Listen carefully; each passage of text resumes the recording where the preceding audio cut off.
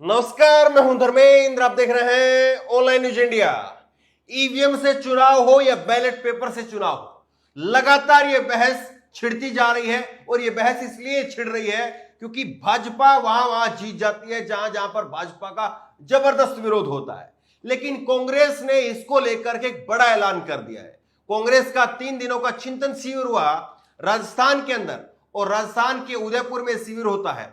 और राजस्थान के अंदर से, उदयपुर से कांग्रेस ये देख रही है, यहां पर प्लान बनाया गया कि उदयपुर से कैसे कांग्रेस दोबारा से उदय करे। और कई सारे अहम फैसले इस शिविर के अंदर लिए गए। राहुल गांधी की हमने आपको भाषण सुनाया है, कुछ अंश अब आपको आगे भी सुनाएंगे। लेकिन इसमें एक अहम फैसला जो निकल करके सामने आ रहा है वो ये है कि ईवीएम को बंद कर देंगे। कांग्रेस पार्टी ने उदयपुर के अपने चिंतन शिविर के अंदर यह फैसला लिया है कि अगर वो सत्ता के अंदर आते हैं तो ईवीएम मशीन को बंद कर दिया जाएगा और चुनाव होंगे बैलेट पेपर से। एक बड़ी बहस है ये, आपको सुनाएंगे किस किस तरह से जो है वो राहुल गांधी ने इस चिंतन शिविर के अंदर क्या क्या ऐलान किए हैं, किस किस नियम के तहत, किस किस अब जो है वो आगे नई घोषणाओं के तहत कांग्रेस पार्टी अब आगे बढ़ेगी। ये आप देखिए, अरुण कुमार सिंह हैं और अरुण कुमार सिंह न्यूज 18 के पत्रकार हैं और लगातार ये कांग्रेस के चिंतन शिविर से खबरें अपडेट करते रहे। और इन्होंने अपडेट किया है, कांग्रेस का उदयपुर में संकल्प, सत्ता में आए तो ईवीएम का प्रयोग बंद करेंगे, बैलेट से होगा चुनाव। तो कांग्रेस पार्टी संकल्प ले रही है। उदयपुर के अंदर, राजस्थान के अंदर यह संकल्प लिया गया है कि अगर हम सत्ता के अंदर आए तो हम ईवीएम को पूरी तरह से बंद कर देंगे और बैलेट पेपर से चुनाव होगा। और यही लगातार जो है वो लोग कह रहे हैं कि पहले आप ईवीएम का जो है वो गेम सेट कीजिए, ईवीएम के खिलाफ आवाज उठाइए, क्योंकि जब तक ईवीएम रहेगा तब तक जो है वो मुश्किल रहेगी। तो ये एक बड़ा जो है वो उदयपुर से एक बड़ा यहां पर घोषणा हुई है और एक बड़ा ऐलान जो है वो हुआ है। कांग्रेस पार्टी ने इस पर संकल्प लिया है। राहुल गांधी ने कई सारी बातें कही है। राहुल गांधी ने कहा है कि मैं बीजेपी से, संघ से डरता नहीं हूं, मैंने भारत माता से एक पैसा नहीं लिया है, मेरे पर एक पैसे का भी भ्रष्टाचार का आरोप नहीं है। बड़े ही अलग अंदाज में राहुल गांधी यहां पर नजर आए। और सबसे बड़ा ऐलान राहुल गांधी ने जो किया है वो है पदयात्रा का। राहुल गांधी ने कहा है कि हम पदयात्रा करेंगे, पदयात्रा करके कश्मीर से लेकर के कन्याकुमारी तक भारत को जोड़ने का प्रयास करेंगे। और क्यों कांग्रेस पार्टी इसको आखिरकार कह रही है, मैं आपको जो है वो करीब 1-1.5 मिनट की ये वीडियो है, आप वीडियो देखिए। इसमें राहुल गांधी का जो भाषण रहा, करीब 35-36 मिनट का जो भाषण है, उसमें से मेन जो चीजें हैं, जो अहम बातें उन्होंने बोली हैं, वो मैं आपको सुनाता हूं। और फिर उसके बाद में ये भाषण के अंदर राहुल गांधी के और उदयपुर के इस चिंतन शिविर में जो ऐलान हुए हैं उन पर एक एक करके बात करेंगे। सुनिए जरा। जनता समझती है कि कांग्रेस पार्टी ही देश को आगे ले जा सकती है, ये हमारी जिम्मेदारी है। मैं जिंदगी भर आपके साथ खड़ा हूं और इस लड़ाई को आपके साथ मैं लड़ने जा रहा हूं। मैं इन शक्तियों से डरता नहीं हूं, मुझे कोई फर्क नहीं पड़ता है। मैंने अपनी जिंदगी में कोई भ्रष्टाचार नहीं किया, 1 रुपया नहीं लिया है, मुझे कोई डर नहीं है। मुझे ये देश के भविष्य की लड़ाई है और देश को बचाने की लड़ाई है। हम सड़क पे उतरेंगे और बीजेपी आरएसएस की विचारधारा से जैसे कांग्रेसी लड़ते हैं, पूरा दम लगा के हम लड़ेंगे। देश की हालत क्या है, देश को समझ आ रही है। आज हिंदुस्तान के युवा को रोजगार नहीं मिल सकता है। अनएम्प्लॉयमेंट आज से ज्यादा कभी नहीं रहा है, क्योंकि जो रीढ़ की हड्डी है, जो रोजगार पैदा करती है, उस रीढ़ की हड्डी को नरेंद्र मोदी जी ने, बीजेपी ने और उनकी विचारधारा ने तोड़ दिया है। नोटबंदी, जीएसटी ये लागू करके और पूरा का पूरा फायदा 2-3 बड़े उद्योगपतियों को देकर सरकार ने हिंदुस्तान के युवाओं के भविष्य को नष्ट कर दिया है। एक तरफ बेरोजगारी, दूसरी तरफ महंगाई। आने वाले समय में इन्फ्लेशन जबरदस्त तरीके से बढ़ेगा। खतरा है कि डेमोग्राफिक डिविडेंड डेमोग्राफिक डिजास्टर में बदल जाए। इसके लिए जिम्मेदार कौन है?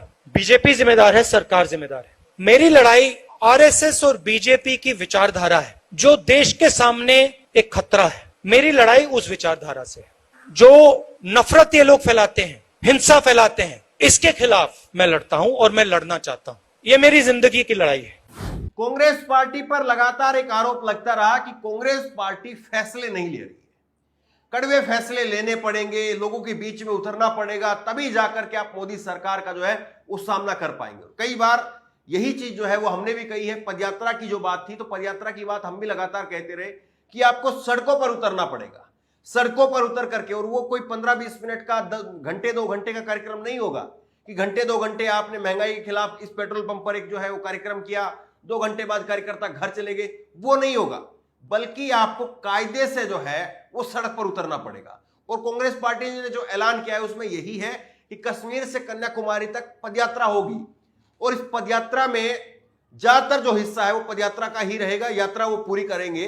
तो लेकिन इसमें ज्यादातर जो है कि वो शहरों में, गांवों में राहुल गांधी पैदल चलेंगे, पदयात्रा करेंगे। तो एक बड़ा अच्छा संकेत है।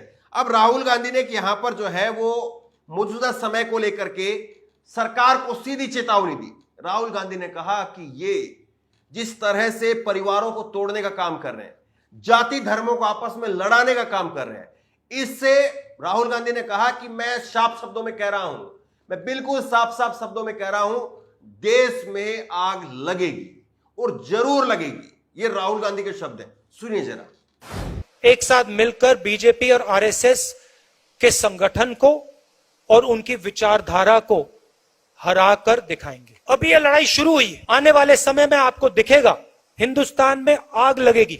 मैंने कोविड की बात की थी, याद रखो, मैं बता रहा हूं, जितना ये इंस्टीट्यूशंस को तोड़ेंगे, जितना ही हमारे स्टेट्स के बीच में, धर्मों के बीच में, जातों के बीच में कॉन्वर्सेशन को खत्म करेंगे, दबाएंगे, उतनी जोरों से आग लगेगी देश में। बड़े ही आक्रामक राहुल गांधी यहां पर नजर आए। प्रियंका गांधी, सोनिया गांधी और तमाम कांग्रेस के बड़े नेता, तमाम कांग्रेस के मुख्यमंत्री, वो तमाम लोग जो है, जो अपने अपने राज्यों के अंदर, अपने अपने क्षेत्र में और प्रदेश भर के से लेकर के देश भर के अंदर जो पहचान रखते हैं, सब लोगों ने यहां पर जो है एकजुटता का संदेश दिया है कि हम लोग एकजुट हैं।